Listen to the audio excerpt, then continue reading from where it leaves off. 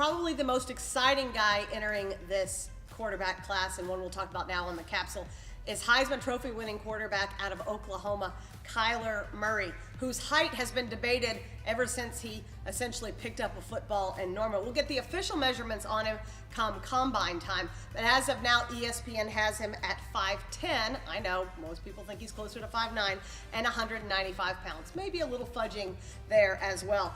In his final season in Norman, his Heisman Trophy winning season, he threw for 4,361 yards, 42 touchdowns, and 7 interceptions. Let's get with Denny and Marvin and see what they think about the Heisman Trophy winning quarterback.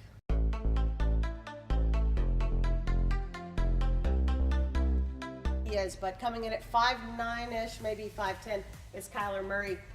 This is an incredible story to begin with, obviously because of his baseball background and his status with the Oakland A's, but he's decided that he'd like to enter this year's draft. So if he makes it there and goes through the combine and is called on draft day, what do you think about his game that will transfer to the next level? I could talk all day about Kyler Murray. I absolutely love the guy. I don't know if I love him as an NFL quarterback. I'm still undecided on that.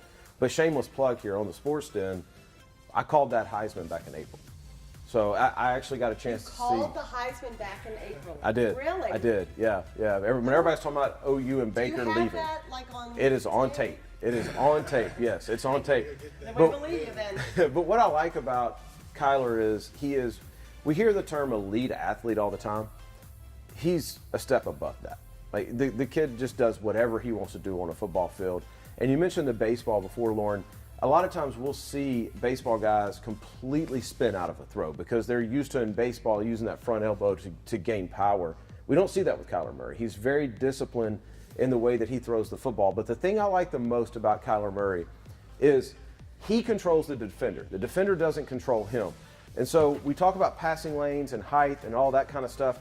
The big problem with being 5'9" is a lot of times they can bottle you up and they can suffocate you at times. And even at 6'2", Marvin can attest to this, when you're playing big boy football, it's suffocating. You got a bunch of guys coming in around you and you just feel small. What he does a really good job of is if he gets a rush, he controls the rusher instead of the other way around. So if he's got a rusher coming straight at him, he's so quick twitch that he can make the guy redirect here and then pop back out of it.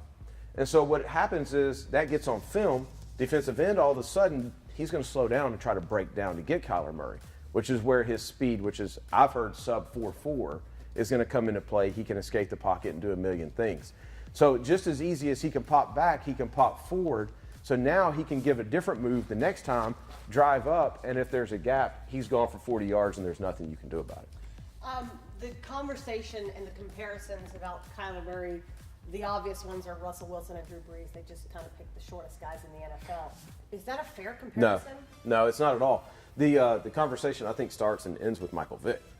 Yeah. I think that's the comparison. He's nothing like Drew Brees. Drew Brees can't drive a car 40 yards as fast as Kyler Murray can run it.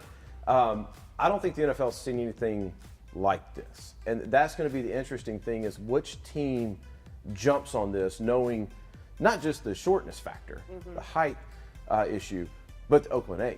Right. Like at any given time, this guy can say, you know what, I'm going to go hit a baseball. Sure, yeah. His draft status and stock has risen, it seems like every single week. And with his Heisman run and winning the Heisman, he jumped up a lot of people's boards, right? At 7 for the Jags, or at all for the Jaguars. I would assume it'd be the shortest quarterback ever taken here in Jacksonville. Is he somebody that you could see in a Jaguars uniform?